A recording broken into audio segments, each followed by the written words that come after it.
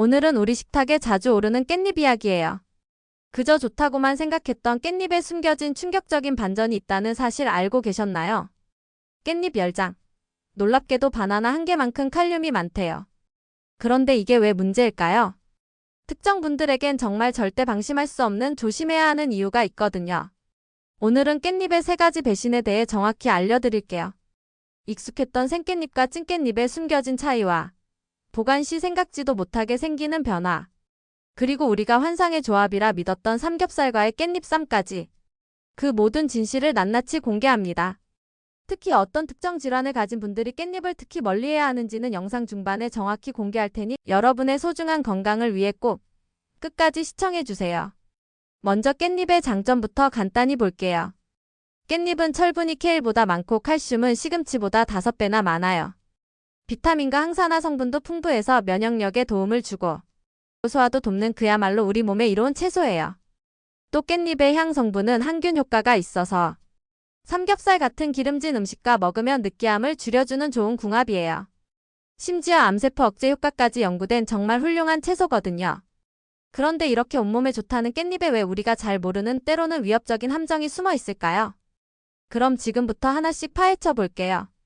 첫 번째 배신은 바로 생깻잎의 위장 공격이에요. 생깻잎에는 페릴알데히드라는 향 성분이 강하게 남아 있어요. 이 성분은 향을 풍부하게 해주지만 우리 몸속에서는 위산 분비를 과도하게 촉진하거든요. 속이 자주 더부룩하거나 명치가 쓰린 분들, 위염이나 역류성 식도염 같은 위장 질환이 있으신 분들은 생깻잎을 많이 드시면 증상이 더 심해질 수 있어요. 실제로 공복에 생깻잎을 여러 장 드신 후 속이 쓰렸다는 분들이 정말 많으시더라고요. 위장이 약하신 분들은 생깻잎보다 살짝 데친 깻잎이 훨씬 안전하다는 사실 꼭 기억해 주세요. 그럼 찐깻잎은 무조건 안전할까요? 아뇨. 두 번째 배신은 바로 찐깻잎의 칼륨 폭탄이에요. 깻잎은 칼륨 함량이 정말 높은 채소예요. 칼륨은 우리 몸에 필요한 미네랄이지만 과다하면 문제가 되세요. 특히 신장 기능이 떨어진 분들은 칼륨을 제대로 배출하지 못해요.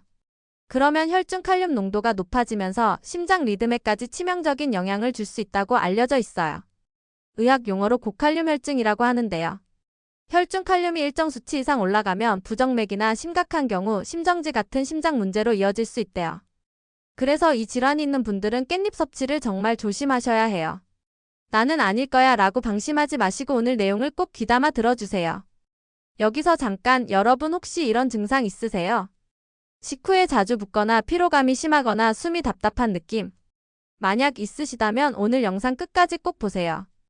여러분의 몸이 보내는 경고 신호일 수도 있습니다. 또 깻잎에는 옥살산도 비교적 많이 들어있어요. 옥살산은 체내 칼슘과 결합해서 신장 결석을 만들 수 있거든요. 결석 경향이 있는 분들도 생깻잎보다는 데친 깻잎이 안전해요. 세 번째 배신은 보관 시 생기는 독성 변화예요. 깻잎은 수확 후 시간이 지나면서 우리 눈에 보이지 않는 성분 변화가 끊임없이 일어나요. 항산화 물질인 폴리페놀은 감소하고 산패나 유해한 아질산염으로의 변화가 생길 수 있어요. 신선도가 떨어진 깻잎은 향 성분이 변하면서 위장 자극을 더 줄 수 있고요. 특히 냉장고에 2-3일 이상 보관한 깻잎을 드셨을 때 몸이 더 불편했다는 분들 계시죠? 그게 바로 이런 이유예요. 깻잎은 구입 후 48시간 이내에 드시는 게 가장 안전하세요.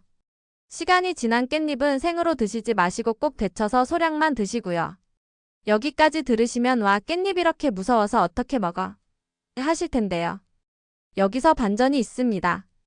깻잎은 위암세포 성장을 억제하는 효과도 연구됐고요. 베타카로틴과 피톨 성분이 암세포 증식을 막는 데 도움을 준대요. 또 빈혈에 좋은 철분과 뼈 건강에 좋은 칼슘이 정말 풍부한 채소거든요. 그러니까 깻잎이 나쁜 게 아니라 우리가 어떻게 먹느냐가 정말 중요한 거예요. 자, 이제 삼겹살과 깻잎 조합의 진실을 밝힐 시간이에요. 삼겹살에 깻잎쌈 정말 맛있죠? 이 조합은 영양학적으로도 훌륭해요. 깻잎의 베타카로틴이 삼겹살을 구울 때 생기는 발암 물질을 억제하는 효과가 있거든요. 또 깻잎의 식이섬유가 고기의 콜레스테롤 흡수를 줄여주고요. 철분과 비타민이 고기의 단백질과 만나면 영양 흡수율도 높아져요. 그런데 특정 분들에겐 이 조합이 도리어 부담이 될 수 있어요.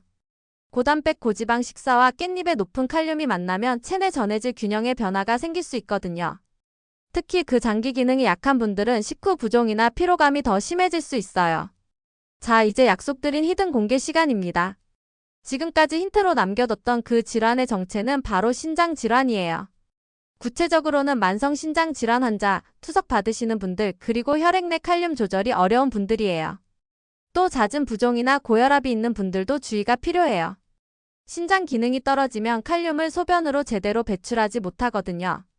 그래서 깻잎처럼 칼륨이 높은 음식을 드시면 혈중 칼륨이 쌓이면서 심장에 무리가 갈 수 있어요. 또 한 가지 더 있어요. 바로 항응고제, 특히 와파린을 드시는 분들이요. 깻잎에는 비타민 K가 아주 풍부한데요. 비타민 K는 혈액 응고를 돕는 성분이거든요. 그래서 항응고제 효과를 감소시켜 혈전 발생 위험을 높일 수 있어요. 이런 분들은 깻잎 섭취량을 일정하게 유지하고 담당 의사와 꼭 상담하셔야 해요. 그럼 이제 누구나 바로 쓸 수 있는 안전한 깻잎 섭취법 알려드릴게요. 첫째, 생깻잎은 한 끼당 4장에서 6장 정도면 충분하세요. 공복에 대량으로 드시지 마시고요. 둘째, 찐깻잎은 연속 섭취를 피하고 특히 신장 질환이 있으시면 의사와 상담 후 소량만 드세요. 셋째, 삼겹살과 함께 먹을 때는 깻잎을 1장에서 2장으로 줄이고 고기 기름은 키친타월로 꼭 닦아 드세요. 그러면 몸에 가는 부담이 확 줄어들어요. 넷째, 칼륨 줄이는 조리법이에요. 깻잎을 잘게 썰어 물에 한 2시간 정도 담가두면 칼륨의 30%에서 50% 정도가 물로 빠져나가요. 또는 끓는 물에 1분 정도 데친 후 흐르는 물에 헹구는 방법도 좋아요. 다섯째, 깻잎 세척은 이렇게 하세요. 깨끗한 물에 5분 정도 담갔다가 흐르는 물에 30초 동안 잎 하나하나 문지르며 헹구세요. 특히 잔털 많은 뒷면을 꼼꼼히 씻어야 해요. 식초물에 담그면 잔류 농약 제거에도 도움이 돼요. 여섯째, 보관은 48시간 이내 소비가 원칙이고 오래된 깻잎은 데쳐서 소량만 드세요.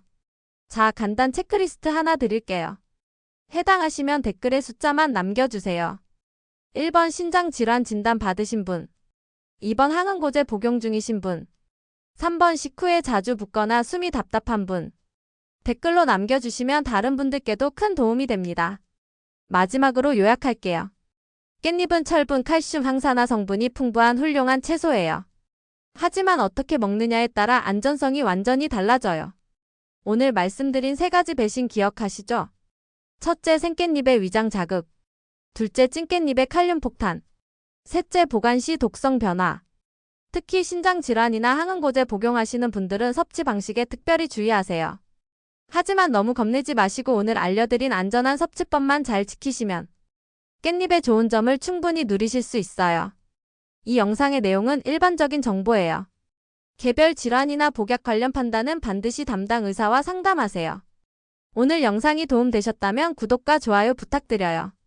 항상 감기 조심하시고 오늘도 건강하게 드세요. 여기까지 먹거리 잔소리였습니다.